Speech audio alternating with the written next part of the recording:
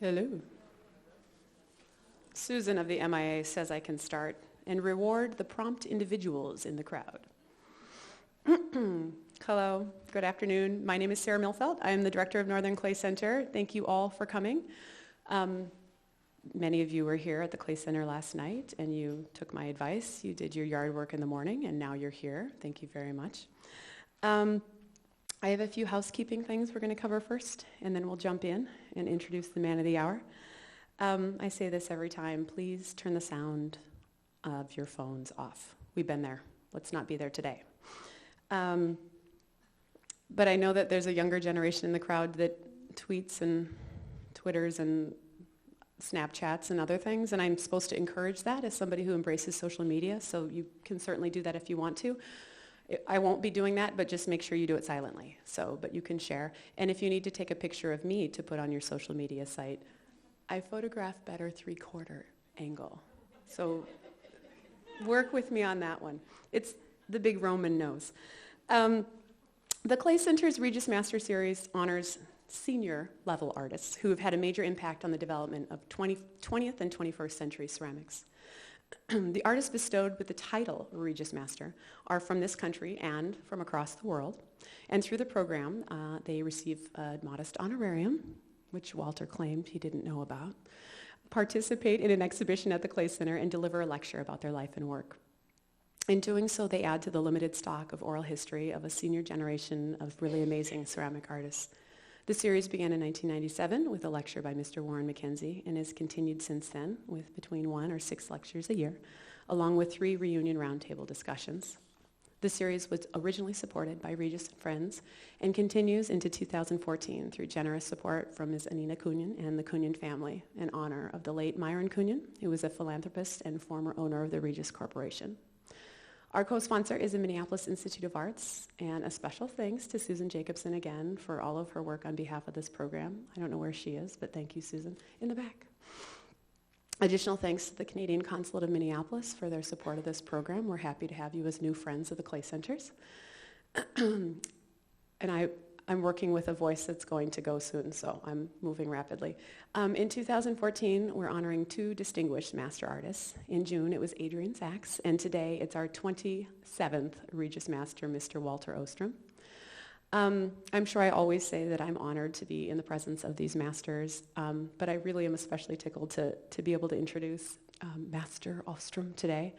Over the years, Walter's worn several hats with his relationship with Northern Clay Center. He's been a presenter, he's been an exhibition artist, he's been an educational collaborator. Each of these hats he's worn with great pride. Each of these hats has provided severely high levels of entertainment for NCC and its program attendees, and each of these hats has allowed those who work with him behind the scenes to learn more about the man behind the hats and behind the work. Today's lecture has literally been in the works since our first correspondence with Walter in the spring of 2013. What started as friendly professional correspondence with the initial invitation of the master's program slowly evolved into what I think is a pen pal of a lifetime, or for a lifetime, I can only hope, and I feel like I'm not alone in that sentiment. His visit today and has been highly anticipated by many members of the Walter Ostrom fan club. I think Emily Galusha is the current president of that fan club, so you can see her after this for membership information. He arrived Wednesday of this week, and since that time, he's been wined and dined and toured and supported, entertained, fellowshipped, paraded, and sought after by virtually every local resident who has had some past connection to this incredible man. And he's not done yet. He doesn't leave till Sunday, so there's much more that's going to happen. Thank you to the individuals who participated in the social committee. You know who you are. Your efforts are so very appreciated. Mr. Ostrom's exhibition opened last night at Northern Clay Center, and it will be on view through November 9th. I brought postcards. They're out in the lobby. So if you haven't seen the show yet, or after the lecture you're dying to see it again, you can relax. There's plenty of time. The show is on view in conjunction with True North, Contemporary Canadian Ceramics, which is curated by the great Rob Silberman. That's how you will henceforth be known, Rob. And it features 9 artists who represent the full geographical sweep of Canada, from coast to coast, as well as the full spectrum of ceramic expression. So head on over there, please, and see the work. I won't report who this source is, but it has been reported that these 2 shows collectively are the best that we've had in the last 2 years. So you might want to check it out. Back to the man of the hour, the day, the weekend.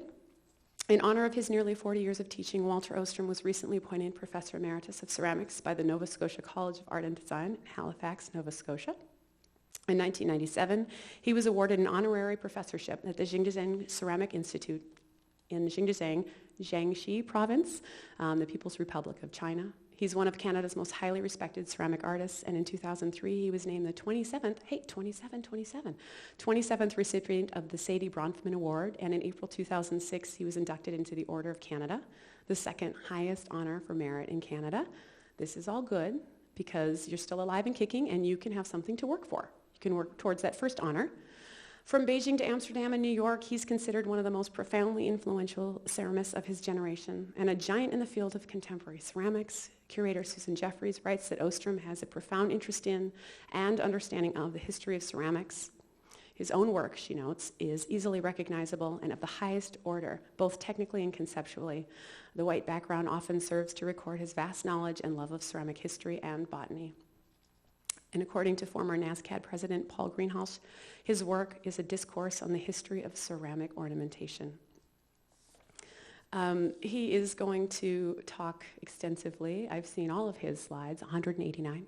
So he's going to share the rest of the good details, but I would like you to please join me in welcoming our second 2014 Regis Master, Mr. Walter Ostrom.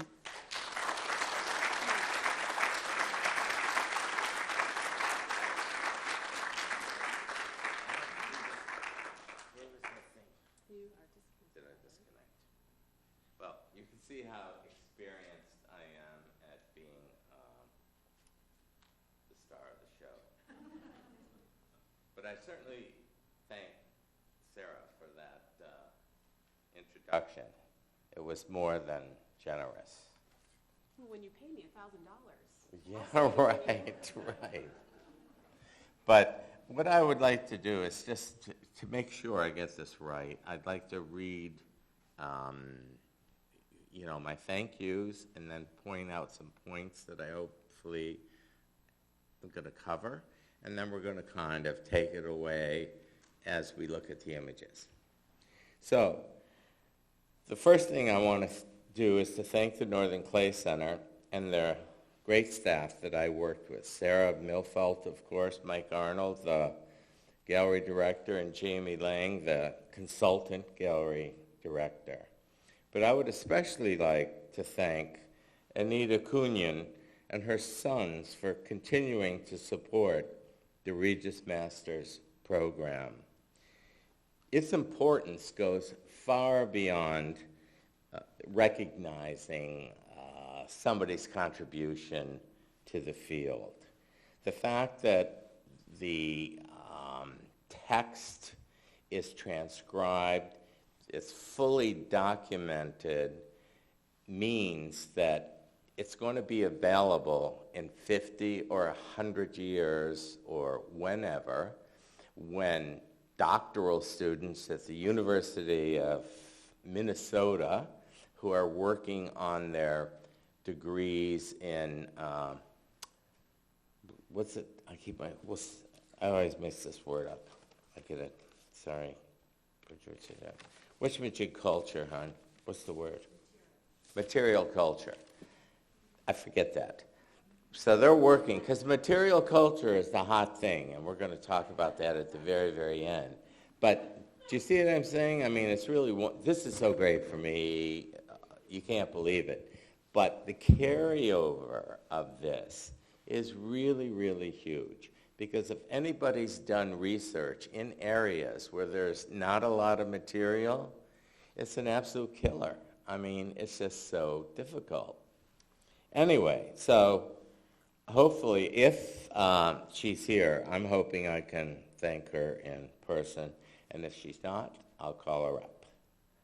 Anyway, I'm also appreciative of the presence of the Canadian consulate, Mr. Marchand and his wife, and he told me yesterday, he is the representative of the Queen, but I would not have to genuflect or bow to him today or at his very generous reception that he's holding afterwards.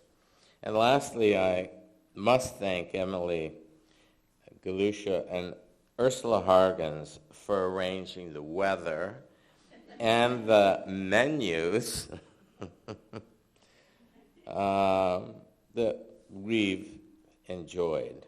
And thanks to all of you who live in Minnesota, the snow capital of the world, on one of the most gorgeous days of the year, for being here and sitting in a auditorium.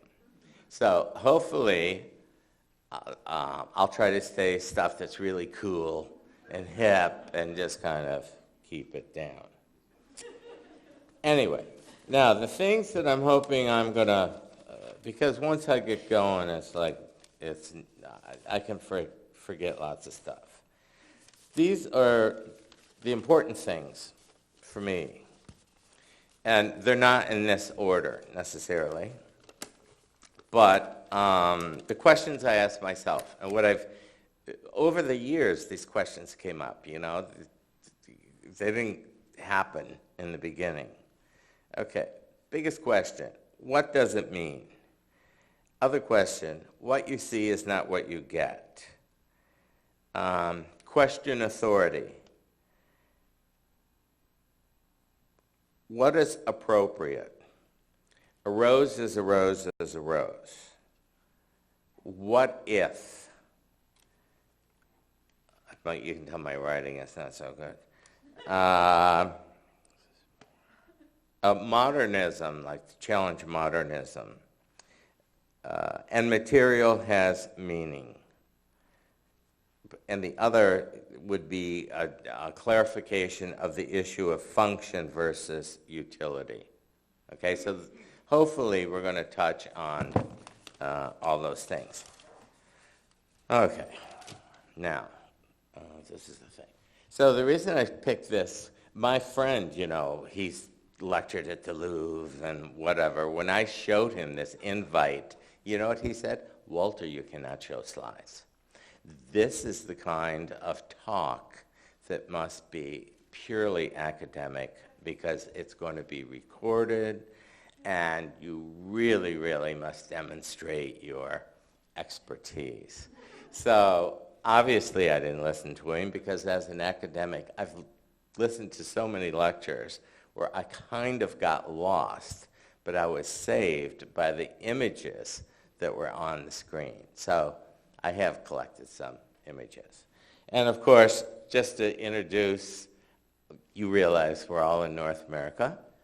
And this is us. We're the little gray people over here. And you're in this beautiful kind of orangey blue, best color combo in the world, which is all about that fabulous weather that you're enjoying. Now, I'm going to do this again. Okay, so again, quick introduction. This is where we live now, Lunenburg, Nova Scotia. It's a UNESCO place. We're starting an art school. There's a music academy. It's a very, very beautiful town. This is the town, very close by this town, a few miles, is where Marsden Hartley experienced the sort of greatest time of his life. And is there anybody in this room who does not know who he is? Well, just what you're going to discover is Minneapolis has the greatest collection of Marsden Hartleys in the world. And this man is an absolutely unbelievably fabulous artist. And I just feel I'm so lucky, that I live like 2 miles away from where he spent his summer. And next week, my friend is going to take me there. So I better speed this up. This is called The Fisherman's Last Supper. And those two boys were his friends, and they drowned. So this is, it's a killer read. So throughout our life, obviously I'm 70 years old, so we started off, like most people of my generation, back to the land, small one-room house, and over the years we built it. This is the current house my wife built, and she's in charge of building. And that's my studio on the right.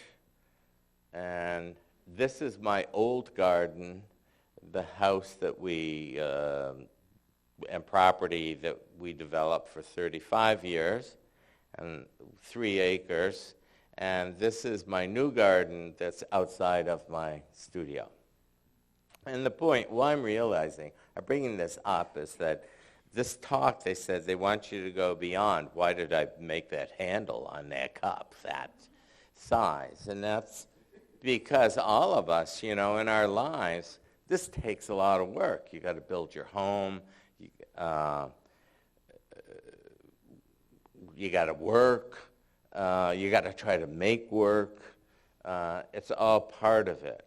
And for me, it's always, I think, essentially been trying to make my own paradise in the sense of within my limitations. Now, with someone who has no limitations, this is the head architect, my wife, and she loves Chinese culture because those are all money envelopes, and they each contain $20, and they're there for her birthday. So she really enjoyed her time in China. And 3 kids, 30 to 40, all unmarried, will take CVs. My wife will take CVs after this lecture. And if you ever tell them I said this, I will be dead. Anyway, but they're great. So I had a glass blower on the left in Seattle. In the middle is a goldsmith who couldn't afford 24 karat anymore, so she deals in the next best thing, which is real estate. And on the right is my daughter, who works in the very best millinery shop in New York City for the theater, opera, et cetera, et cetera. And they're all great people. And you get a great father-in-law and a mother-in-law. And who knows, you might even get a piece of property. But you certainly would get a rhododendron. Now, the rest of our family, and once your family moves away, you can't help it. You start getting these pretend families. And this is Pip, he was a puppy then, and this is Retlaw in the front. And we've had Retlaw. He's an African leopard tortoise. And I would say it's really the other way around. Retlaw has had us for 30-something years. But he is a very powerful force in our life. And this is Pip, our dog. And as a terrier, one of the reasons I love him is because he reiterates something I really believe in, which means Pip, come, boop. He's after the deer. So anyway. Oh, there's other ones. And of course, the artist, you need a picture of the artist as a young man, and that's my family. And so I was born and raised in upstate New York, and my parents moved to the city, like a lot of people did in the 1910s or 20s, from rural areas. And they did not have a big sort of social community, so they became involved with religion. And in my case, it was evangelical, Pentecostal religion, 3 or 4 times a week. I really failed at speaking in tongues, but I could succeed at being possessed. So that was huge in my life till my adolescence. But equally important, we're talking 5 times a week. Equally important to me was a librarian. Our teacher at the school said we could take out 1 book every 2 weeks. And I didn't realize she said that. So the book I got, the very, very first day, I took it back after lunch hour. I said I read it. And she said, no, you got to keep it for 2 weeks. So I just believed it. But I then hung out in the library, the public library, and this fabulous, fabulous woman said, don't tell your teacher. You can have as many books as you want. And I think back that was probably one of the most important things that ever happened. And even when I got to be 12 years old, I remember asking her, because I was reading everything. I wanted to read Flaubert's Madame Bovary. And she's going, well, because this is like 1950. Well, I guess, Walter, I have to trust your maturity. And she could have gotten in trouble for that. And she went and got that book from the main library downtown. But I'm showing you this book because it had a profound influence on me, which is Pearlesque Buck's The Good Earth, and it's about China. Now, in my adolescence, my sister started to date this young man from New York City, from a secular Jewish background, who is, his family were very educated, and he introduced me to Karl Marx. And I was like 14. And the opiate of the masses really struck home. And then the next book was Homer W. Smith's Man and His Gods, which I don't know, it's all about, it's essentially humanistic atheism. And again, I'm 15, and I'm thinking, this, is on the ball. Then Freud, and then Bertrand Russell. I mean, for me as a teenager, it totally shook the world, but it also isolated me from school, from the people in school, because a lot of my teachers wouldn't even know who Bertrand Russell was. I mean, this is being up to New York. Anyway, one of the things that happened as well was this was the time of the freedom rides, and people came to our town, and they would be hosted by churches, usually Baptist churches, and you could go and talk to the freedom riders. And they were not really actively recruiting people, but they were talking about what they were doing. And, oh man, was I ever ready to ride. But you had to have a letter from your parents, and I'm 15 years old. So then I thought I'm going to, fake the letter, et cetera, et cetera. But to my disappointment, they rolled out of Binghamton without me. But then I saw, a few days later, I thought, gee, maybe my parents had a little better judgment than I do. And when I found this on the internet, you find these things, rarely did this happen, but in this case, it's true. So then I did a little thing at Cornell, then I graduated school early, and I went to the University of Buffalo, and isn't that a great picture they used to encourage people to go there? That's a parking lot now for 10,000 cars. Anyway, going to university changed my life, even more so than Karl Marx, because as a science major, I was in this kind of speeded up medical program. I discovered the periodic table. And I don't know how many people in here are keen on science, keen on chemistry. But the whole thing, if you get this feeling when you have the periodic table in your mind, you can understand everything in the world. Because it's all about electrons moving there and electrons going there. It's just, you're elated. I mean, it's absolutely wonderful because you get this feeling.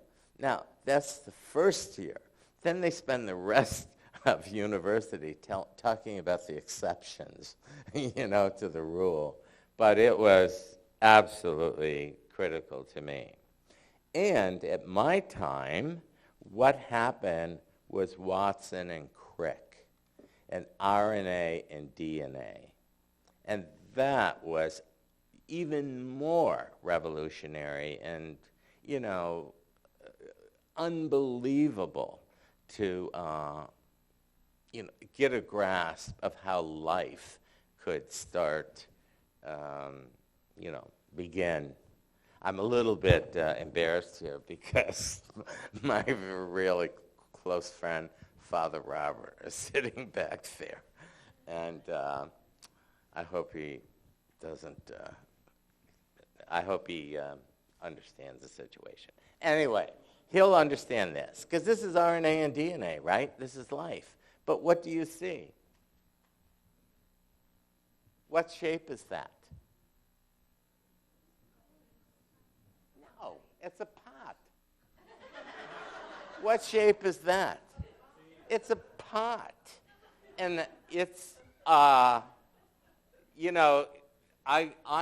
know it's silly and romantic and nuts, but I think there's a kind of a significance there because, the entire world, every culture has this thing with pots and pottery.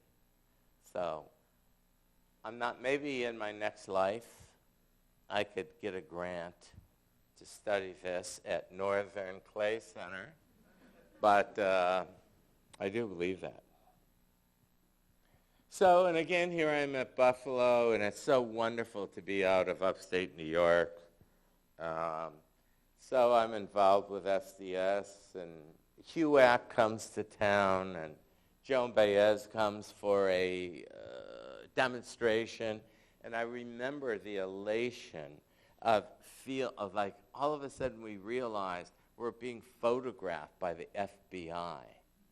And, here you are, a kid from upstate New York, and then and these people think you're important.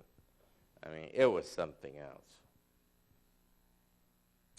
So I was there for 2 years, and I did really, really exceptional in chemistry.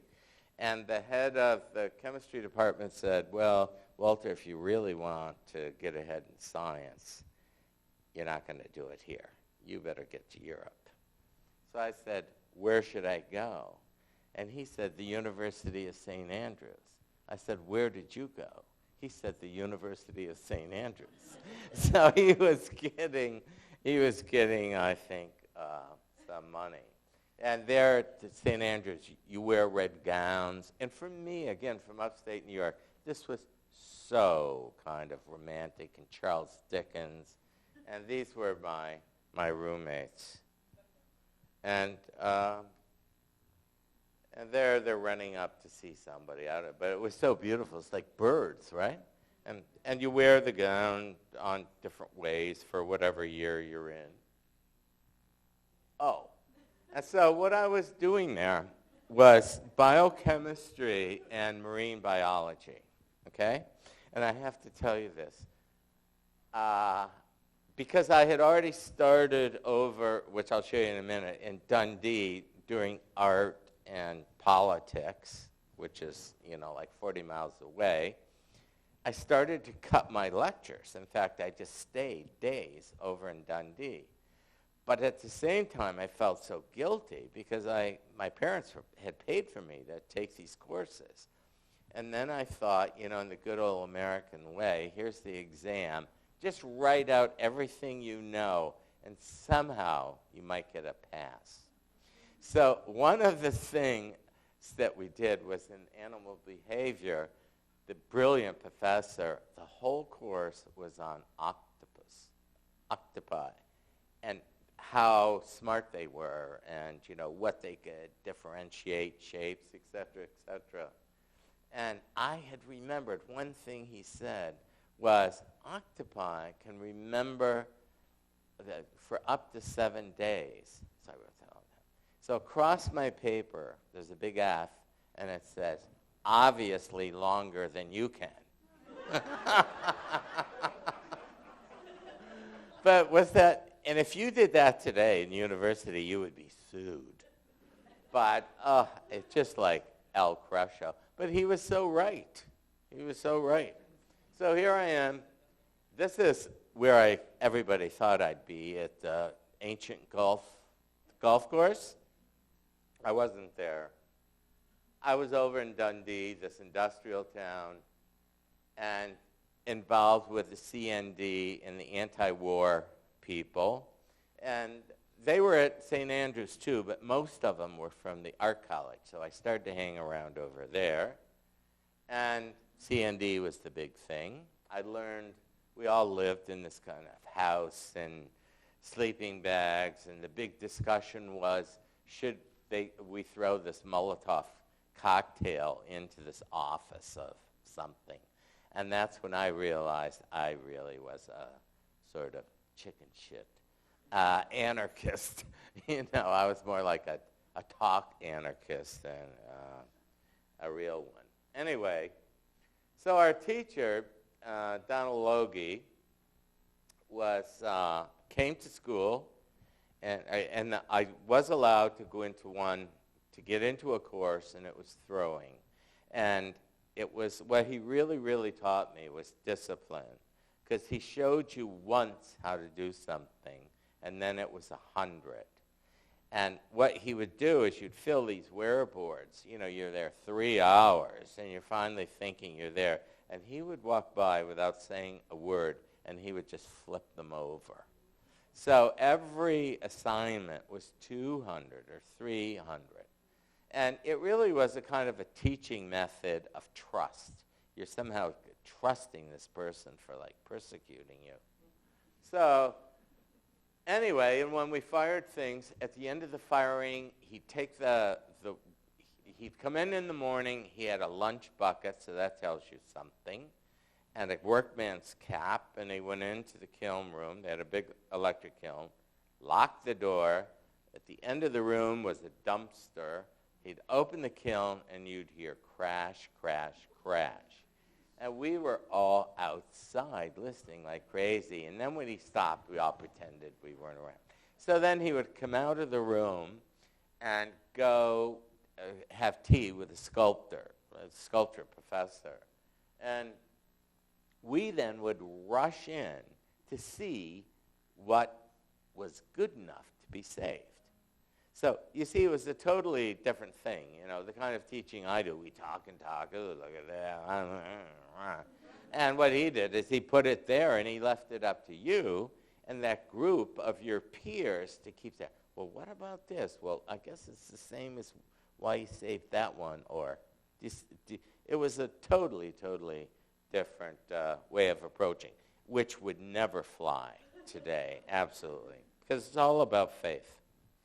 Anyway, and it's not always so fabulous, because we would spend, they would get a an American craft magazine, and we would look at it, and there'd be some Peter Volka's work and stuff, and we'd all roar and laugh. Oh, it looks like that because he can't throw.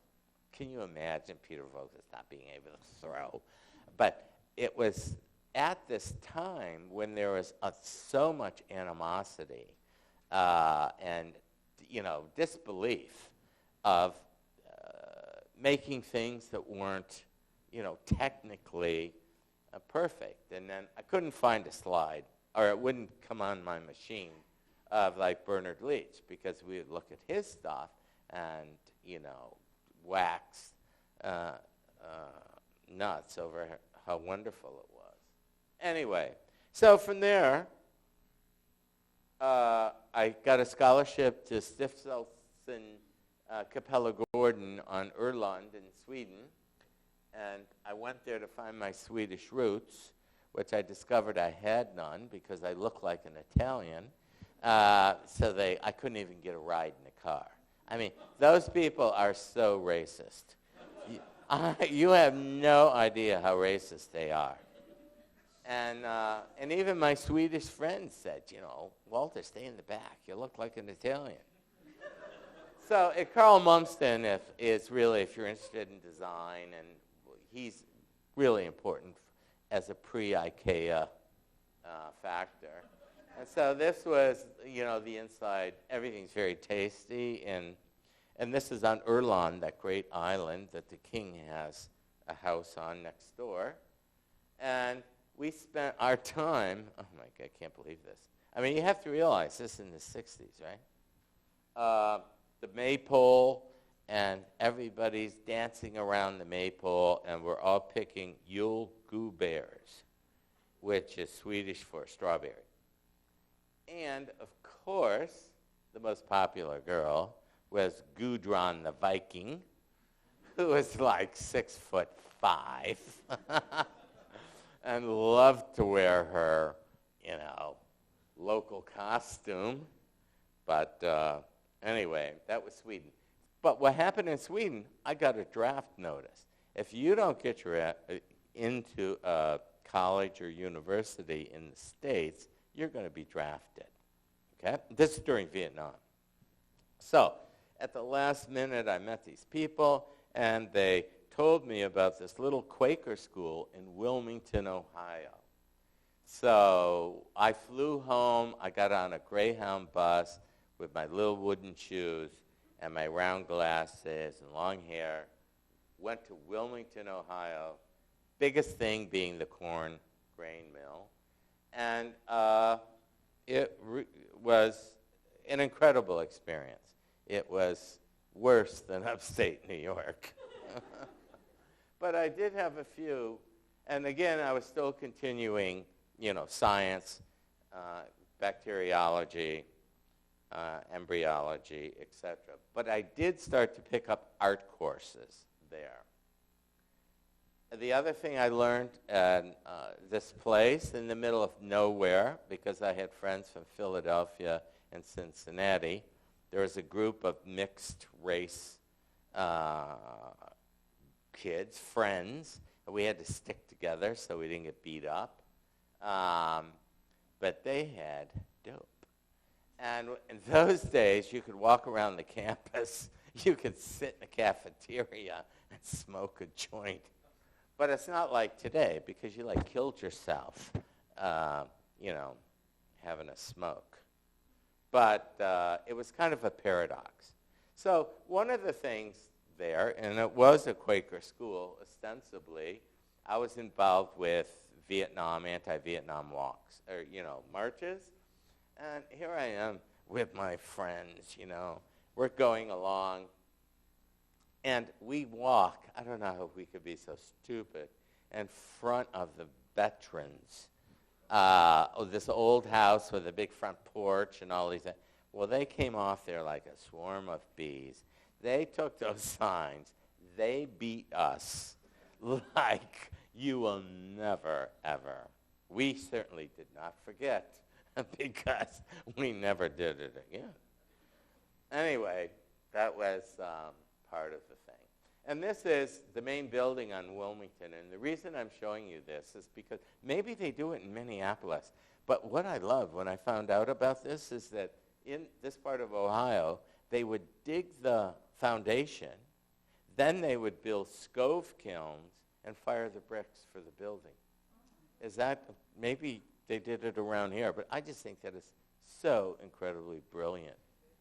So, and stove kilns are pretty interesting things in themselves. Anyway, so The art teacher was on sabbatical. They had this new young graduate student. He just graduated from Ohio University, and he was evangelical about art.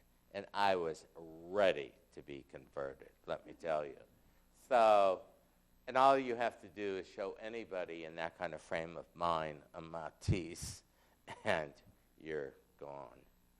So he showed me, Rauschenberg, and this was so new and exciting to me. And Melchert's piece, with all those reflections in it of, what's his name, Francis Bacon. It was just such powerful stuff. And the other thing he did for me, because there was this touchy-feely element kind of like in art. People really couldn't articulate things very clearly. And I was very, very suspicious of that. But he did recommend, and I got the book, Clive Bell's book on significant form. And even though it really is a modernist parable, for me, it was really, really useful to get some kind of intellectual grounding in aesthetics. How slow am I going? Did I talk too? I'm going too slow, aren't I? I'm too slow. Well, how come you're doing this? You're doing that. Speed up. So anyway, I applied. I never thought I was going to, because I had to teach myself ceramics there. There's this wonderful woman who helped me, but she didn't know all that much. So I built a kiln. What a disaster. Built a wheel. Another disaster. But, I did my best. So I applied to graduate school at Montana in biochemistry because audio was there. Because I never thought I could get in art school, that I could get in Ohio. And but I did get there, and I got to work with Henry Lynn. And he was a brilliant, brilliant teacher. And maybe the 30 seconds a month you actually to be in his presence, because he was a real mover and became, the archdeacon of education in Ohio. But he would come in every morning, antique Jaguar, beautiful cashmere clothes on, walk through the department yelling, "Bruce, Bruce," who is Bruce, the senior graduate student, and we'd all walk in and stand in front of his desk. He'd give us the orders, and then he was gone, because he was all about building the new ceramic department. Smart guy. And he was also important to me because I babysat his kids, and one of which who is Maya Lin, the architect who did the piece in Washington. And brilliant, brilliant girl. And both her and her brother beat me at Monopoly just about every night. Anyway, so here I am, essentially self-taught, bounced around from this department, that department, and I am absolutely, I pushed the wrong button, I think. I'm in this department. The other graduate students are like students of Warren Mackenzie from Minnesota, students from Ken Ferguson from Kansas City, students from all these people. If they're like real ceramic art students, they had real qualifications. They had real experience. And here they are. And you can imagine how I felt then, it's like king of the nerds, the nerdola student. And not only was I nerdish in my, not having much experience, I was really nerdish in the sense that I like to question things a lot. And even worse, where I was the outcast, is that I minored in art history. any course that had a little ceramics in it, pre-Columbian, and of course things like China, medieval, or Near Eastern, I would take that art history course. And generally, students in graduate school, art students are anti-intellectual, and they tend to avoid, those kinds of subjects. So that you can imagine how popular that made me. But So anyway, what I did is I thought, well, I can't deal with any of this. I'm just going to work on throwing, because that's the easiest thing to do. Pick a technical problem, right, and concentrate. Because if you work hard enough, of course you're going to get better. I mean, it's the easiest thing to do.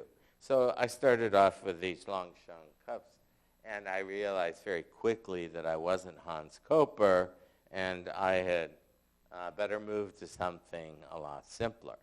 So I was teaching myself to throw these bigger and bigger and bigger.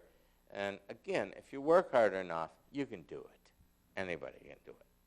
But that's the first summer, somebody in the printmaking department came back, visited California, and showed these slides. And this is Henry Takamoto. And these cups of Ken Price. And this incredibly rude piece, I'm not sure who made that. But that was such an education, for us in the ceramics department. We'd seen none of that early California stuff. But I loved the kind of rebellious part of it. And of course I was involved with SDS and, all those projects. So I just said, oh, well, pottery is over, it's dead, plastic is, taken over. And so I started to make this work that had to do with ceramics in the real world, plumbing and whatever that green thing would have done. But I also was in love with going to the hardware store, and they have all those fittings. I loved the smell of tar paper and those really beautiful nails. The materials were pretty wonderful for me. And I thought I was pretty rad. And the other big thing in terms of reality for ceramics is the electrical industry. So I made these things out of porcelain and then put, lustered them.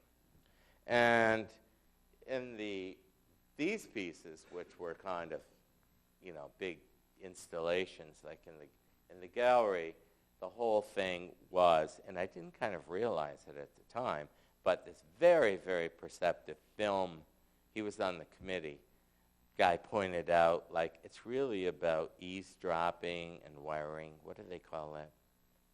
Over-listening. You know what I mean? It kind of implied that. So anyway. So off to Canada I go. Henry had a job for me at another school. I forgot the Earlham. And I didn't go there, and so he never forgave me for that. But NASCAD in Canada was the most radical school going. And we all knew about it. And I was lucky because my old teacher at Wilmington, he was teaching there. And so this was the whole, the kind of ethos of that school, question authority. And I was right in there. And all the wheels had to come out of the room.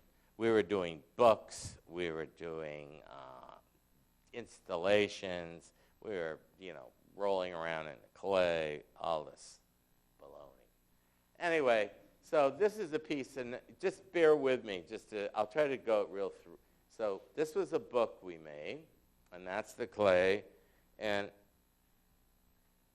this is the letter we sent to the people. And you'll notice that when we signed the letter, I put my name in alphabetically with everybody else, right? Because we're anarchists and all equal. And these are the people who we sent 100 grams of clay to. And every student had like 5 or 6 people. So we had Volkos, Melchert, Hamada, Arneson, whatever. So we sent them this clay, and whatever they sent us back, we would put together in a book. So this was from Peter Volkos, who I couldn't believe was so sweet. I mean, he wrote this letter, and I'm sure it's him. And it's incredibly romantic. And you can see where it was swept into the bay, and it's all going to be treated and refined, and then desecrated by the hand of man. And I thought that was so great. And from Bernard Leach, we got a letter on, letterhead, from his personal secretary. Bernard Leach is very, very busy at this time. He has no openings to really deal with anything for like 8 years. He has whatnot, just like blew us off. We got a handwritten note from Soji Hamada's niece. She was obviously the only one who could speak English. My uncle is so distraught. He's so upset that he cannot participate in this fabulous project that you young people are doing. I mean, here is this incredibly powerful man just being so humble, but it is his culture after all. So, but still, I mean, I thought just, in this book, having, because we published all their responses. This was James Melchert, and I didn't include his little write-up, but what he did was fold graph paper into different foldings, put the clay on, and then flip the paper. And you would get this really kind of great, images. This was by Joseph Kossuth. How many people here know he's an art and language. His paintings are, he paints this big, a dictionary, exactly what the dictionary meaning is. He's very well-known conceptual artist. But anyway, so he sent us this actual piece back, and he said, any piece that even resembles this, I appropriate it, and it's mine. And he signed it. Our problem is when we sent this stuff to a show, somebody stole that, because it's like worth $10,000, So that's too bad. But you see how nice he laid it all out, even though he's pretending he's like a conceptual artist and doesn't really care how things look.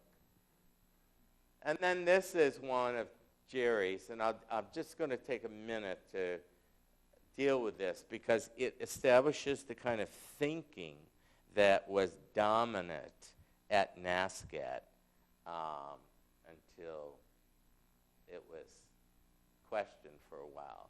So he did these great discoveries. He took the clay, threw it on his canvas, sprayed it with, binder. Some of the clay remained. Some of it stuck in the binder. Some of it came loose. But this is what's, and so you got this different things. What's really critical? This is a surrealist aspect, obviously the process. The most interesting part of the problem, however, was in the interaction of media.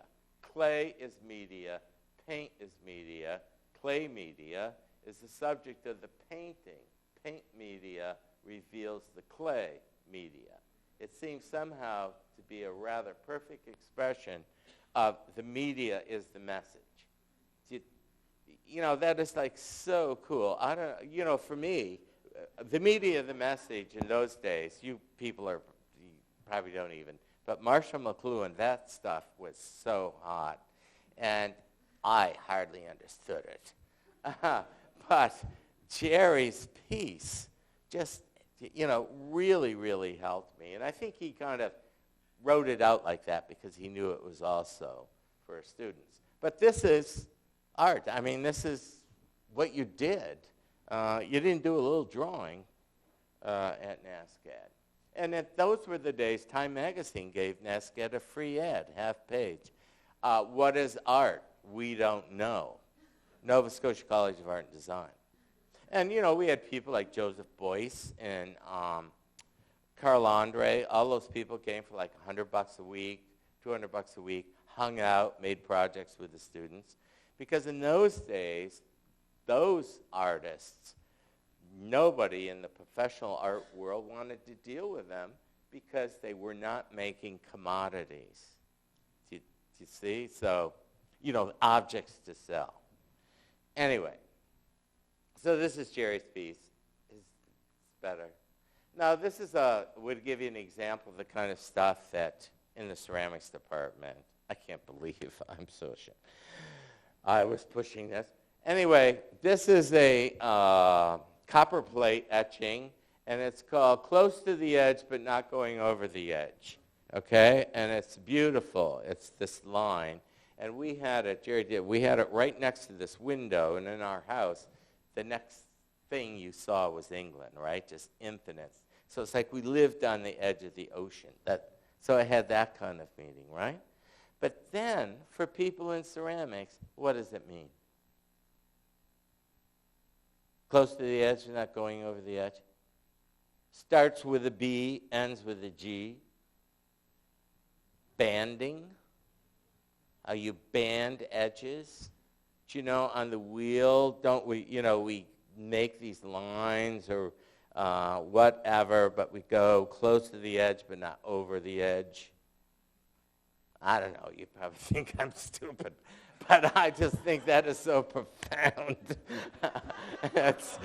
It's crazy. I guess it's just you're much more intelligent, or more sophisticated than I was. So anyway, so I'm doing this with the kids, and they were doing things like they would take, all the pretty colors of copper carbonate and manganese and whatever, and put them in glass bottles, and here's the thing, and I say, oh yeah, the glass is like the glaze, and then you have these colorants right inside there is the same thing.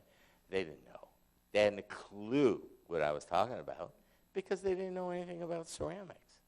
So I realized this is a problem. They were just making stuff like the rest of the school. There wasn't a real ceramic base there. That bothered me. On the other hand, in the closet, I was collecting ceramics. There was something about pots. And you can see, this is our family. We had a one-room house with some pots, an outside toilet, a couple of pigs. I mean, this was like, that time, that kind of period. And you can tell they're very thrilled. And especially my wife loves the idea that I forgot to tell her this photographer was going to come to interview us. So anyway, it gives you a sense. So in other words, when I'm saying I was a closet potter, and I was just looking for a rationale to say, okay, we have to make pots. We have to do ceramics. And the big influence was our walking, living pot. And his name is Rhett Law, and we've had him for decades. And that's what he said. And what I said was, here we are in Nova Scotia.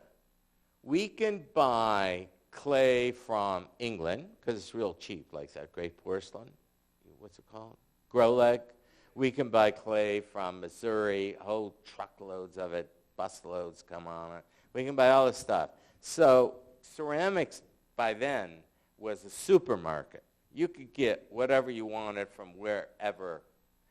But it dawned on me that if you looked at Chinchichen or Faenza or Stoke, or Chillicothe, Ohio, it was the clay that was there that determined what was made.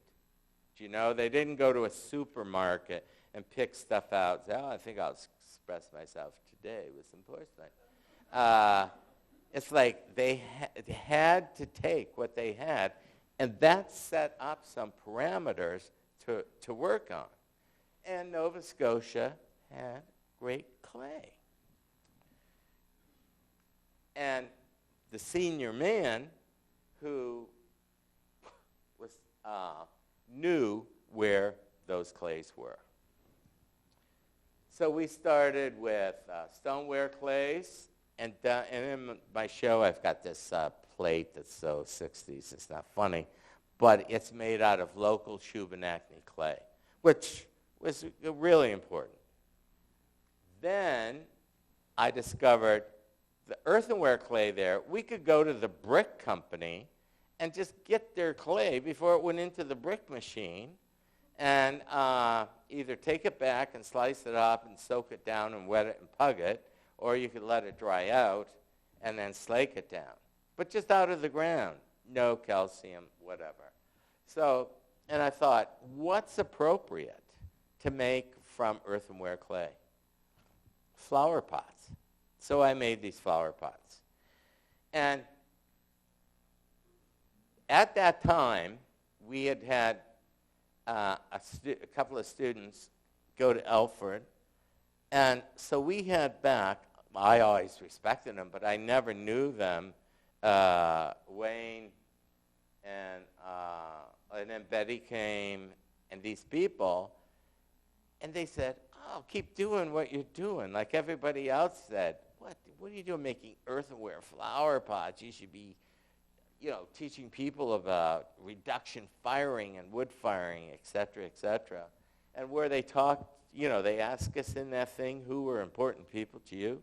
These people were so important to me because everybody else said, like, you're a fool. And plus my own background, you see, I always felt like I wasn't, I hadn't come from a real ceramic kind of background. So, and Betty was really wonderful. And the most important person of all was John Gill, who just told me I was crazy. Anyway, but I'll show you some other things. But they were so important, when you're doing something that nobody else really believes in. And my wife's just saying, oh, sure, now let's have another flower pot. We got enough. They can buy them at the store for like... So I could throw, and the terra sigillata, I learned how to make it from reading about Greek pots, because I could make it right out of the clay itself. There were no formulas around. We didn't need any ball mills, any of this baloney. So this is just the red terra sig with a little manganese dioxide in. And the reason I put this terra sig on was that the clay would fluoresce, and you would get this, white crusty stuff on it. So by making it waterproof, you wouldn't get it. Oh, so then I said, I gotta express myself. And, what am I going to do with this? And I'm into throwing. So I got into this thing of throwing big plates upside down and trying to get them to sag without touching and making a flat bottom. And what did I know? So this is slip. So I just took colored clay, slip, and some sgraffito and stuff, and put it on that. But what I realized what I was really doing was using a plate as a surrogate painting and not acknowledging it as a plate. In other words, I was just repeating history. They're the same things. Those are two sisters. Neither one have shoulders. But it's just, it's just the painting. And I realized, so then I think I think too much. So I'm in here trying to figure this stuff out. So then you know what I think of? Decoration. I need decoration. So, wow. And I discover it. And I have such a background in Chinese and Japanese ceramics. You have no idea. And let me tell you, they don't have anything like this to the 19th century. This really just blew me away. And do you know the only person who said this is dynamite? John. What's so great with him, he was the only person, he's still the only person I know who doesn't make me feel crazy. It's because the best moments in my life have been to walk through like the Cleveland Museum, through the Met, through streets in China, and just talking about what we're seeing. And I think what the difference is he speaks in metaphors. It sounds like so poetic baloney, but it's like you understand each other on a much better level. I know it sounds crazy, but it's true, whether you like it or not. Anyway, and this is John's work, and I think he's a genius. I mean, this is the inside of a pot. Do you know anybody in the world who could make the inside of a pot? Do you think Peter Vogel's good? I mean, he's lucky to get the thing standing up. But, I mean, this is so brilliant. And anyway, so this is advanced. This is John the adult. But back then, he blew me away with this because I'm trying to figure out decoration. And I see this piece.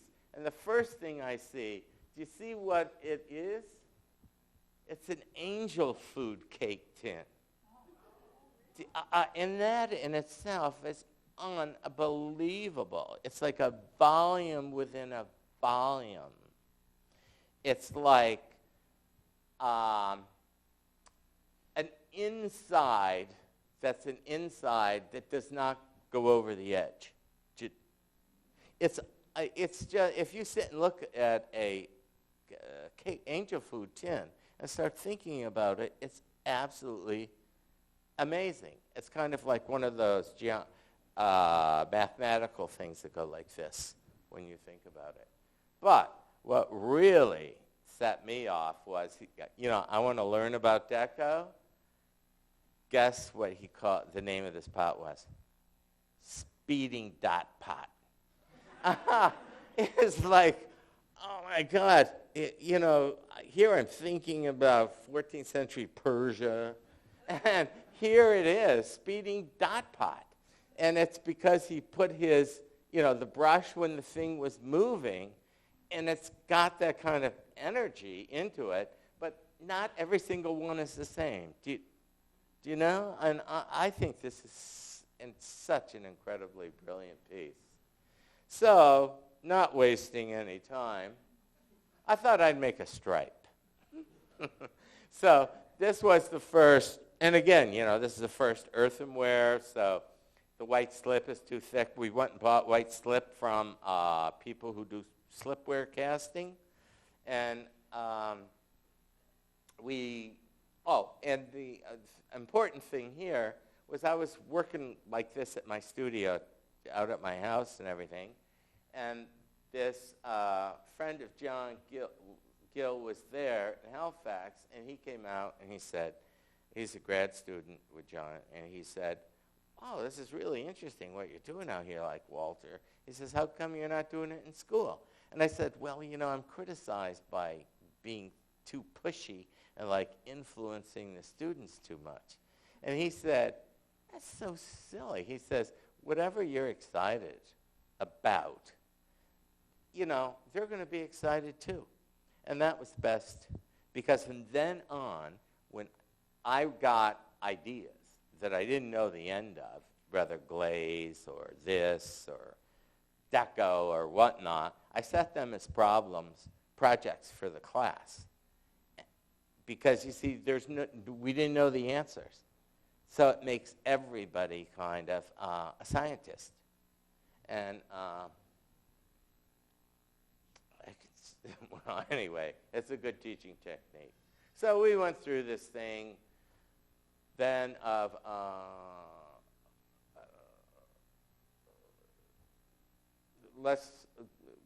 ceramics was not so whatever. So then I decided, okay, I can't do art ceramics because I'm not really a potter and whatnot. And Elaine said, if Peter Volkus came to you today and said, all your stuff is shit, would you still make pottery? I said, yeah. So she said, well, just make it, and who cares? So then I said, I'm going to really practice to be a good teacher, and I'm going to make whatever I want. I'm going to make pottery as a hobby. So I started to make pottery for the house, instead of more serious statements. And so this was stuff for our house. Obviously, Betty had been there the week before. So this is a big problem. A, this is your test. B, which one do you like the best? Here's A, B. Are they killers? One is 18th century Japanese, and the other is 19th century French. Aren't they cool? Aren't they? They are so freaking great. And this, to me, was like, this is deco.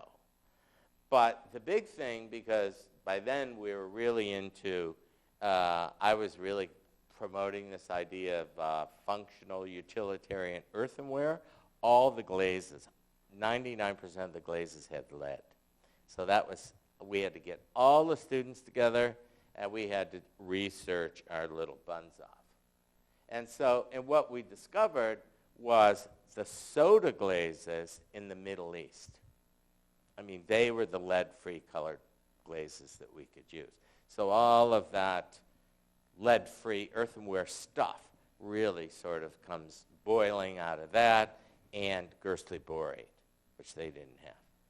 So then we were home for the races. But the important thing there that was so great for me as a teacher is that, it wasn't like telling people stuff. It's like people would get a glaze, isn't this cool, and it worked. And it was more collaborative, I think, in a way.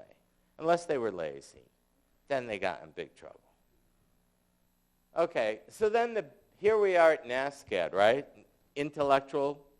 The only art was IBM Selectric typewriter, because we only use words. People didn't use images anymore. So, and everybody wore that really crappy brown black because color was out. And they're saying, what are you doing down there in ceramics? Because people, again, I didn't say I get in trouble because I just tell them, you know what. But they were very critical. What's all this color stuff? What is this decoration? You're going backwards. Actually, did get a letter from a really big deal Canadian ceramist who I had sent stuff to a show, and he sent me back this letter that, Walter, you've put Canadian ceramics back 20 years. No, this is true. We have been fighting the earthenware color to bring, true rich earth stoneware porcelain, and, you're just wrecking it up. So that was the wrong thing to say to me. So, anyway, so the whole thing was, here's our school. What do? You talk. You have to, talk about everything you do and why you did it. So what's appropriate decoration? That becomes a huge question. So one idea was put on it what goes in it. Candy jar. So you put candy on it. I won't go through all the strategies. Another one was, use the hand, take part of the piece and let it be the decoration, And we went through this, like all the tools that you use to make pots, et cetera, et cetera. But it was all, so much of it generated by kind of critiquing, what we were doing. Oh, and then how many people have already seen these baskets? Probably everybody. So I was making these things back out in my studio. I was just making them. They had nothing to do with faces, but I was making all these kind of forms. You'll see a lot of turtles and shells, and I made all this stuff. And my wife is the one, and I was teaching myself like how to decorate and stuff. And she's the one who brought this into the house. Do you remember I told you? And she had it on the mantle in the kitchen, and I came home, and she says, "What do you think, about it?"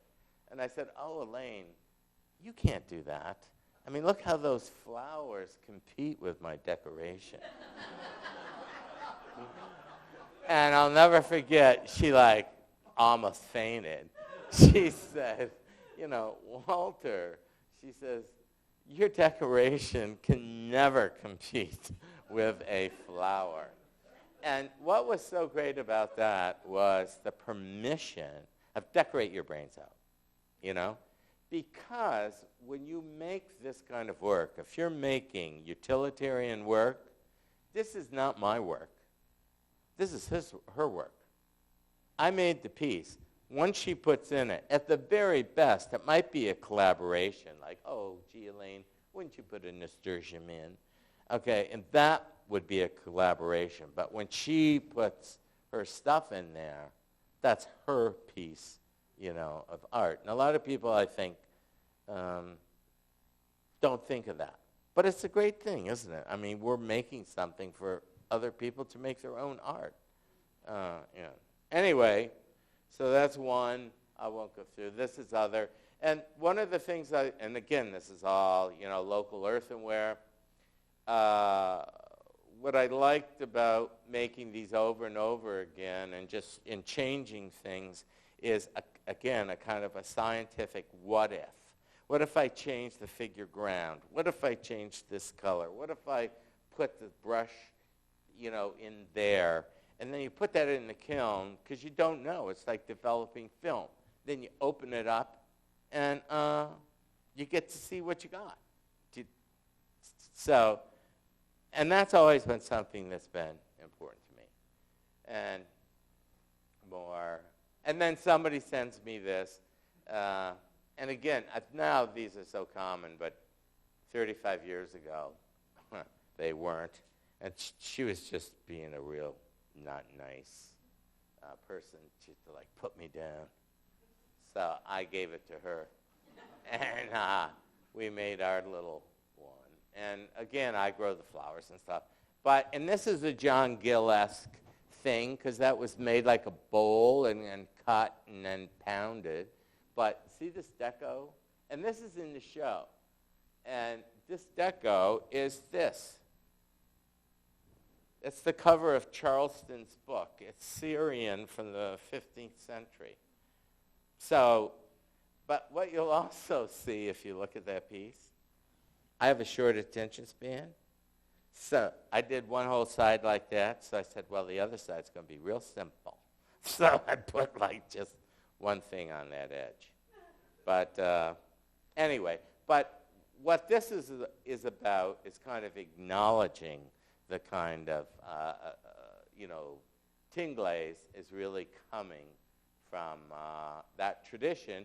And also, it's that tradition that's generating interest and excitement in my brain. Classic flower bricks. I never realized how small they were until I made them. My idea was to take a casserole and, put a lid on it. But the thing here is why I'm using Tinglaze. And it's a white ground that you can paint on.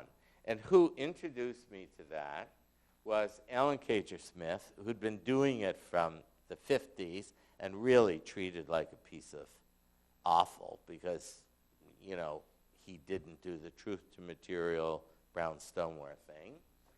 But who really helped me tremendously is the queen of Mayelica, Andrea Gill. And she was just so helpful. to us. But anyway, what I want to point out here is that notion of a rose is a rose is a rose, which is something I really believe in, which is essentially what it means is you bring to the piece what you already know. So on this piece, it's a flower brick. It's interesting because absolutely every single piece, even those little pieces of that up there, it's all thrown on the wheel. Even the lid is thrown on the wheel. That was a big thing for me. And so when you look at the deco, you'll see those are like the baskets that I do. This is a classic Zhuzhou pot from like Sung Yuan dynasty. And where I got the idea in a way was, what's appropriate decoration? What's appropriate decoration? Well, I'm thinking, well, people won't know. They'll think this is something to put your potpourri in. So I'll put the decoration on the side. And then what I did was, in my studio, I had these mailers that had my baskets with flowers in. And I thought, I'm ripping off history all the time. Why don't I rip myself off? So that's how they got put on there. But I did them hopefully in a way that's respectful. You know, these are acolytes. This is the important thing. This is illusion. This is real clay because, you know, I used resist. And the other, so that's real clay, resist. These are signifiers of decorative cultures of other times, okay? And the joke about the black and white Zhuzhou piece is that Zhuzhou, of course, is always white and black. And when you think of terracotta and black and terracotta, what do you think of? Greece, right, Greece. And so this is kind of like a joke, you know, in the sense of taking these two classic traditions and moving them back and forth. So the point of all that is, well, I got one more actually. And then on the ends, you know, I can put anything, and I should have put a John Gill there, but that's a detail out of Marsden Hartley painting, because the show was up in Halifax, and it was like, oh my God, can't stand it.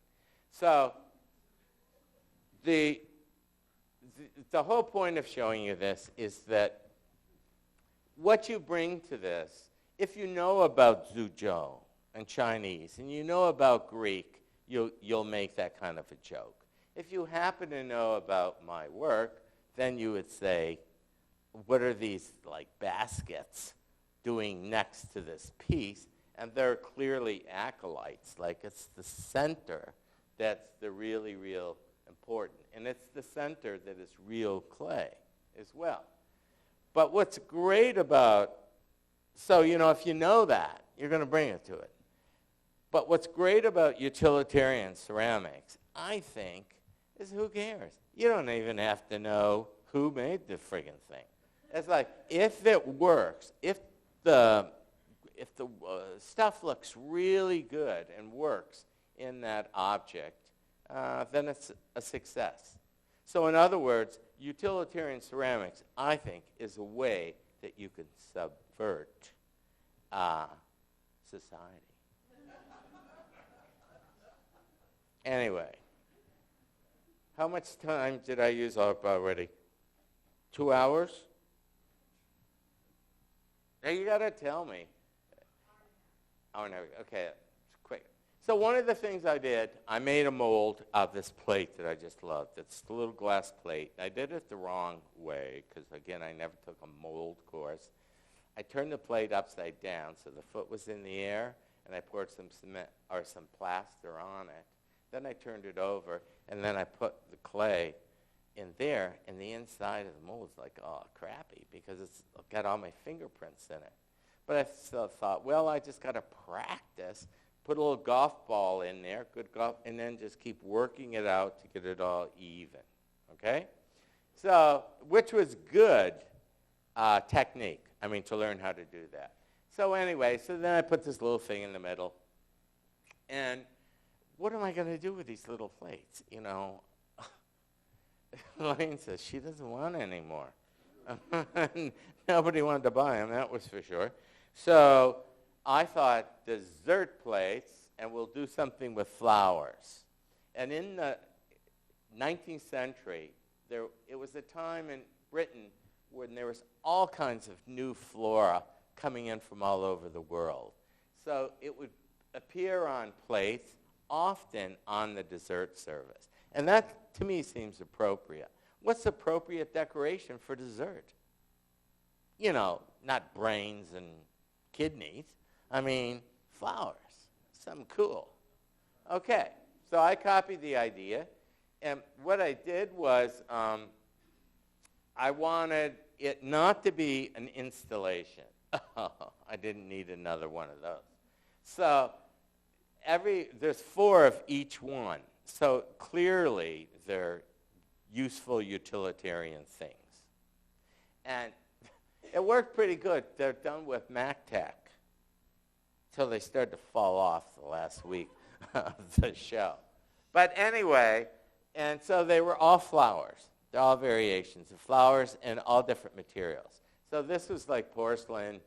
And again, you know, you can see the way I made it, then it's real easy to do like a finger. And I would send that up to Bruce to fire in Sheridan. And that's another one. And at this time, I was making my own enamels. I love lead. And I knew nobody's going to, like, put a lemon out there and eat it. Anyway, so they were all that. So the question becomes flowers and pots. The big thing is I never, except for one exception, have used my own plants in my pottery because I hate that. Oh, I went through my garden this morning. I brought back a bouquet. I laid it down. A bird sang. I had a muffin. What do they call it? Wheat-free. You know, and then I made this thing. Oh, my God. I can't handle that. Because why? It's too simple. Making pots, it's not that simple. I mean, that's something else, but it's not making pots. So anyway, this is about 2 inches around, and this is like some of the stuff I grow. I grow this alpine stuff, 2 inches around. Okay, now here's where the exception. And these are lepidote rhododendrons, and these are schematic, you know, sort of botanical renderings of these leaves. And that's when I could still, you know, I didn't shake all over the place. So, so that's the only one where I've really used rhododendrons. And these are the rhododendrons in my collection, and most of these are from the Himalayas. And why I grow rhododendrons is because I love the foliage. I don't really care that much about the foliage. Is that a killer foliage? Like all winter it looks like that, orange and chrome green. And the problem is why you can't buy them is because if you want to get one that big that looks good, it's going to be 60 years old. That's probably going to cost you $3,000. And then you're going to have it shipped in from Portland. And if you're living in Minnesota, you're going to have to build a greenhouse over it. So, or at least bury it in snow. But so anyway, foliage is big. And this is on pseudochrysanthemum, and in the background are the big, tall Himalayan blue poppies, which are really great things. But isn't that foliage incredible on the rhodie? And now on the flowers, the foliage on this plant is really great too, but the flowers I think are cool. And one of the things I work with is to take hardy things and that are still nice, like you're keen on, and cross them, hybridize them with plants that are much more tender. Okay? So hybridizing is like something I do, and it's I did embryology, I did genetics, I did all of that stuff when I was in university. So it's like glaze chemistry. It's like easy stuff or something. I mean, it just does it. And, of course, it's John Gill who says to me, Walter, you know what your work's all about? Hybridizing. You know, you're just a bee in history going around on this little pot from, you know, Italy, the 14th century, buzzing over to this, you know, piece from, you know, Italy. So, and another person actually made that. And it's something I'm really thinking that I think they might be right. And so this is one I just made in China last fall, and it's a Greek Lekisukapukos, whatever it is, bottle. All the other ones, the handles fell off. So then I took some handles from a Hydra, the Hydra, and I stuck it on this. So it's a very obvious kind of a hybrid. But it's still kind of interesting, I think, because it looks like 1920 Art Moderne. So I was going to bring that, but not ready. So those are other hybrids that I've made. This is another hybrid I made. These I've made like 30 years ago. It takes time. You know, it takes you at least 10 to 12 years to get it blooming, and then you have to cross it to get the back cross, and that takes another 20 or 30 years. And these are little tiny orchids that grow in Labrador, and if anybody wants to go to one of the last places in the world that is so incredibly beautiful, go to Labrador. It's killer. So yeah, and so for this plant, believe it or not, those are pine needles. I've got it in a raised bed, so I go out there, and when it's blooming, I kind of lay on the ground and just like look at it. And my wife's saying, "Oh, Walter, you didn't fall." You fall. Because I'm old, right? And I limp. I have a bed. You didn't fall. You didn't fall in there. Just leave me alone. Maybe I'm trying to take a picture. But isn't it a great, what? Oh, okay, sorry. I'll speed it up. Okay, so these are other flowers. These are Aves Scoriana. I love trees, so I collect trees and bark. This is Acer griseum, so we know Japanese maples, Chinese maple, and that might grow here. Stewardias. This is an Pinus bungiana. This is Chinese white pine. Can you believe that bark? It's killer. Okay. And ginkgo, fabulous tree. Great to see that in this city they're putting in so many ginkgos. And you're just so lucky that you got that borer here to make room for the ginkgos. I wish I could, if you could give me some borer eggs, I would take them home and put them on some of my neighbors. They're an awful tree. You can't grow anything underneath them, and they're just so dirty. Ugh. Anyway, but ginkgos you can't beat. And this is my wife's favorite tree. That's in Lisbon. It's made out of wine bottles, in case you thought it was real. She brought me a tree with 8-ton root ball, and when the truck came, they put it out like this and turned the truck over. So I said, don't worry. Anyway, and I'm putting that in really because even though I talk about tin glaze and earthenware and whatnot, I was lucky enough to work with, to go to John Neely's, and he gave me a formula from some clay, and he said if I brought some pots, he would have the students put them in the wood kiln. And I just thought that was like speeding dot pot grown up. So commemorative work. The whole history in ceramics. You have a queen, and she gets married. You have commemorative pieces. So this has to do with George Bush's election. Now, people, I only put this in. This is one of those shallow little dishes, but that's just the red clay with clear glaze on it. And if you put the tin glaze on it, then you have something to paint on, okay, decorate on. And so these were made in Italy when we were there, when Iraq was invaded.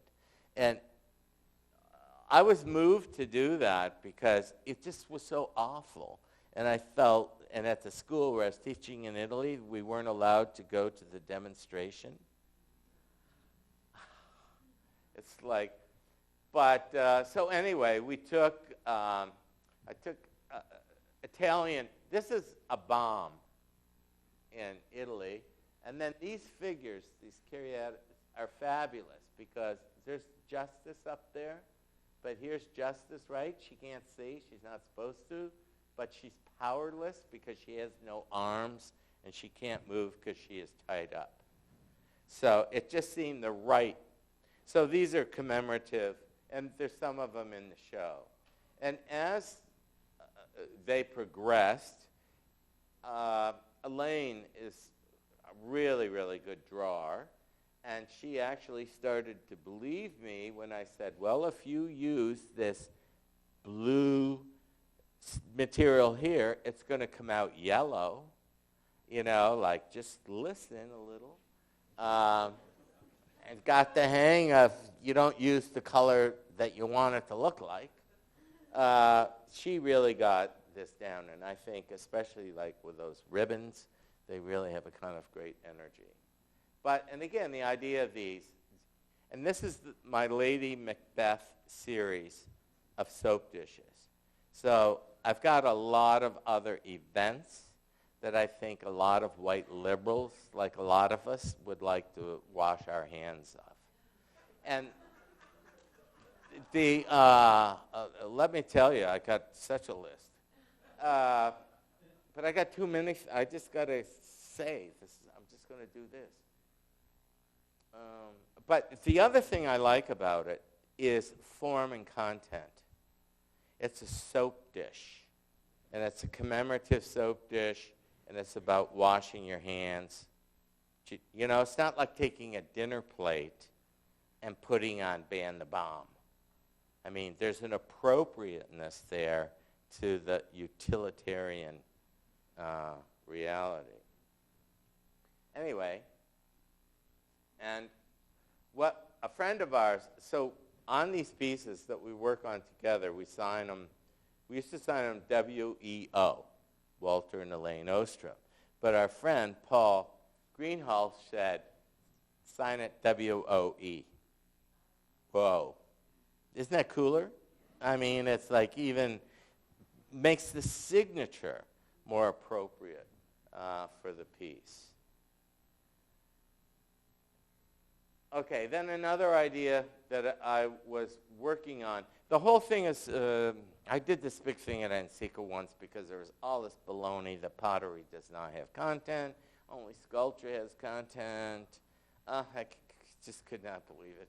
So anyway, the whole thing, we all know, anthropologists, sociologists, everybody knows that pottery is a container for social, economic, religious, aesthetic information. It is. Okay, so I'm being a little more direct here, is that these are all trademarks from British ceramics. So I took them from there, I put them in here. So here, I'm serving you the history of British ceramics. And I can serve you the history of Chinese ceramics. And I also think there's such beautiful little things. You can make great silk scarves or something, because they're just really, really nice objects. So anyway, that's why I did these. And these early ones are small, and because I did them on the computer, you know, at school, that HP computer. You can just make them smaller. And I like, so in the idea, and I don't know if you see, I got Bernard Leach there. I put him and a few other kind of people in there to be funny. So then what I did, there's this huge history of the last 1,000 years, Chinese porcelain has dominated the ceramic agenda. Okay, everybody wants to make it, and in Britain, it was a huge endeavor. So what I did then was to select out those, signifiers of those companies who were really trying to make porcelain. These I had made in China, and then I didn't have enough money, so this is not. You'll see them in the show. You'll see this white, white, white. That's when I had more money.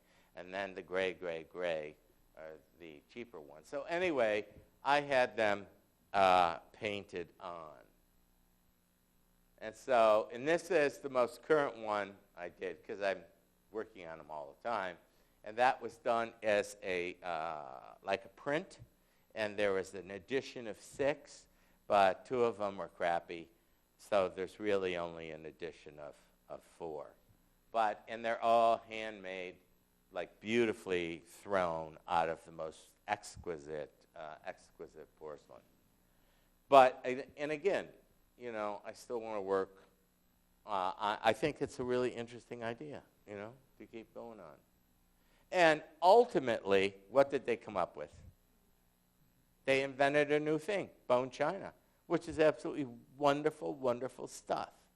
The most interesting thing now is all of Wedgwood and Spode, Limoges, all of that is made in Qingzhichen. They're so good at it now, and their quality level is so high. Anyway, and a huge part of my life, I've been going to China since 1974, during the Cultural Revolution.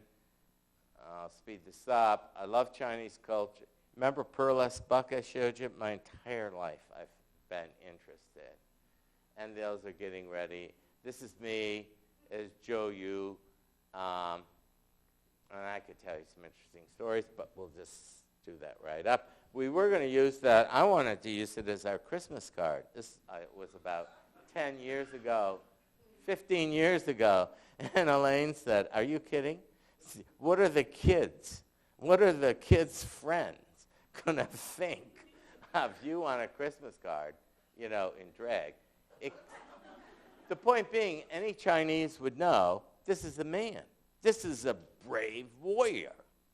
But it just looks a little funny. But anyway, so we didn't do it. But my friends did this for me. I have some really good friends in Jinju. And this was a piece. This is a piece that has to do, again, with a rose is a rose is a rose, and it would have to do with material has meaning. And it's called Tiandai, Heaven and Earth. So it's a handmade earthenware brick.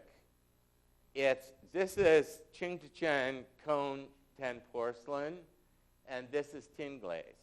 And I put it on really thick, and it crawled. And I did 10 of them in the last week to try to get a good one.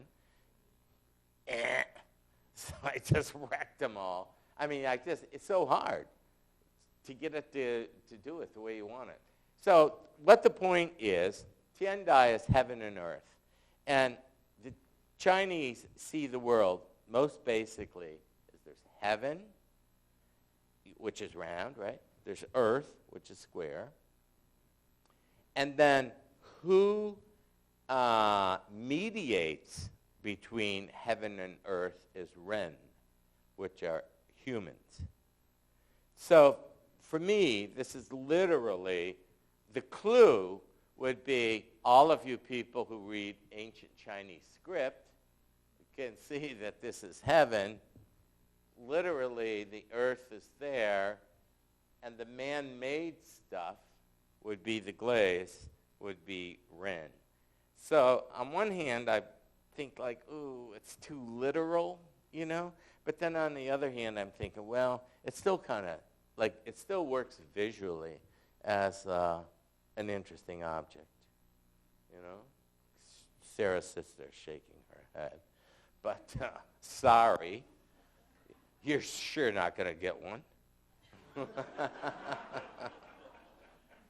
Anyway, but that's an idea I still want to work with because I'm really interested in Chinese cosmology. Sorry.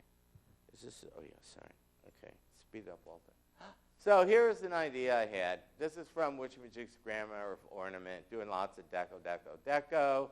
And 15 years ago, I had in China, like in ceramics, you can buy these big decorating things. And they're called, and also the other people who use them are cake decorators. Anybody who uses anything that's round, you can buy these things. And what's they're great is it says, it starts here, and you can mark it off, divide it in 37 pieces or 28, et cetera, et cetera.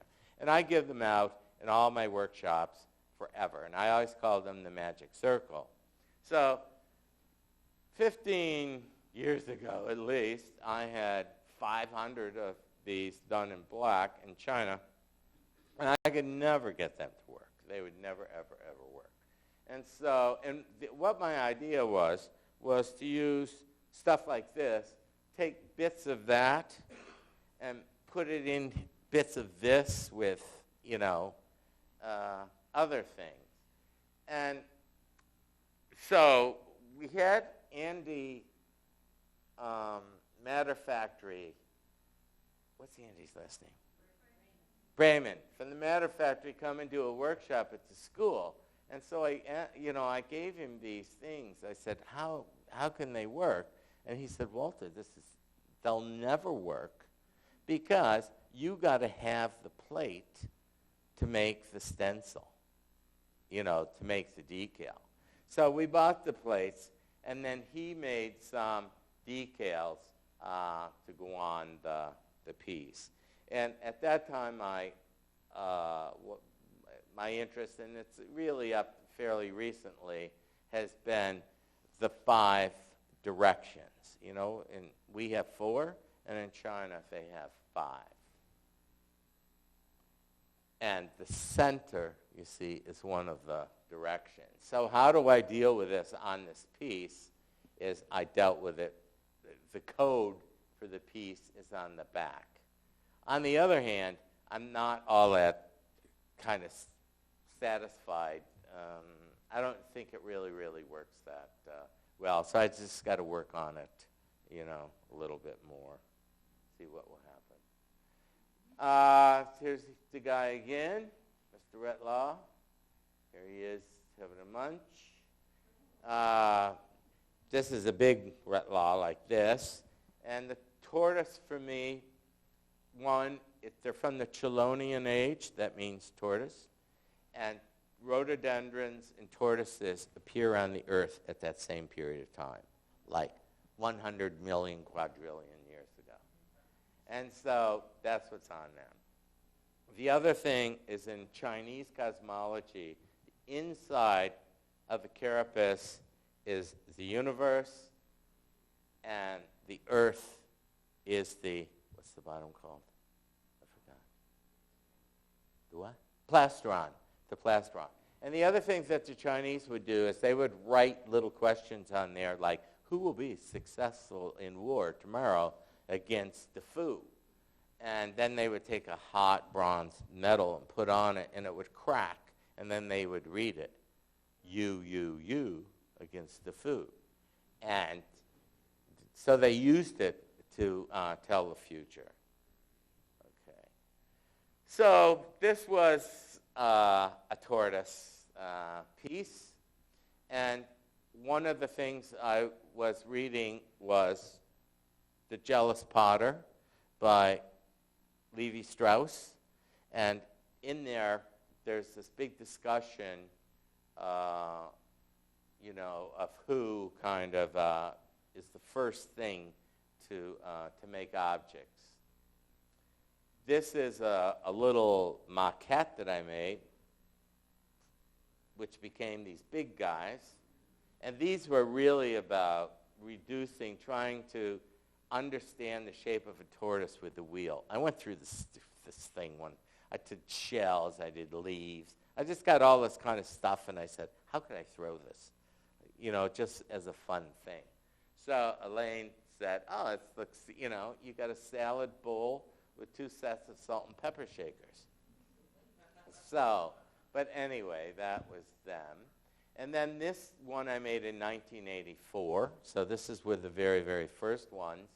And it's my idea, and I've wanted to do this forever, and last fall we started to do it. I want to make a tortoise army with the history of ceramics on its back. And I've wanted to do this. You have no idea how many years. So I finally got a chance to do it. And so here we're working in China. Here's the big porcelain one. And you can see how it's all, this is like 500 pounds. And of course, it just went blop. And that's how beautiful they were. After we found, the first couple of press mold people were like, I only have 3 months, and it takes 6-7 weeks to dry. And I have to go through these dullards, who don't really know what they're doing, and then it cracks, and it frigs me up. But this guy was so good. And I wanted to just bring one of those home. So there we are making them. And this was and there's the drawings. So, and Elaine did all the drawings to scale. And that's some of the porcelain things that was unfired. And we were going to use those decorator colors, but changed our mind. And this was going to be the one, carrying the Middle East, that Turkish Iznik piece.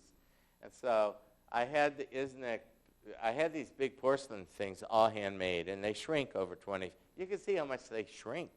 So I have the guy, making them, and we want them this big when they're finished. But is he listening to us?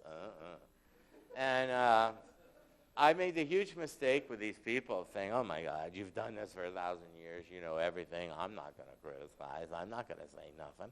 But, man, they need to be policed with a pair of, what do they call those things, measuring things? And because one of the problems, like with the Greek pieces, let's see if there's a Greek piece there.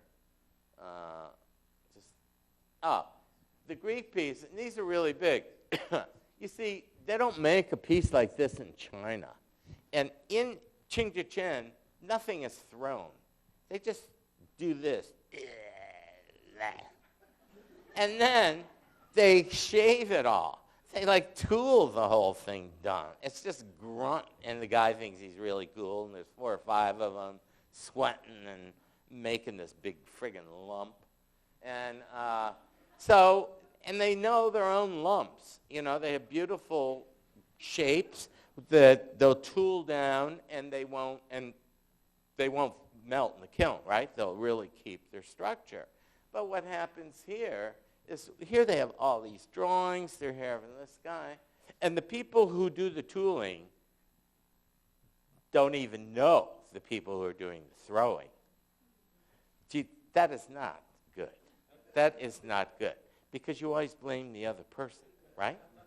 So you can see, so what happened in there, or on a lot of the Greek stuff, was that they didn't throw it in such a way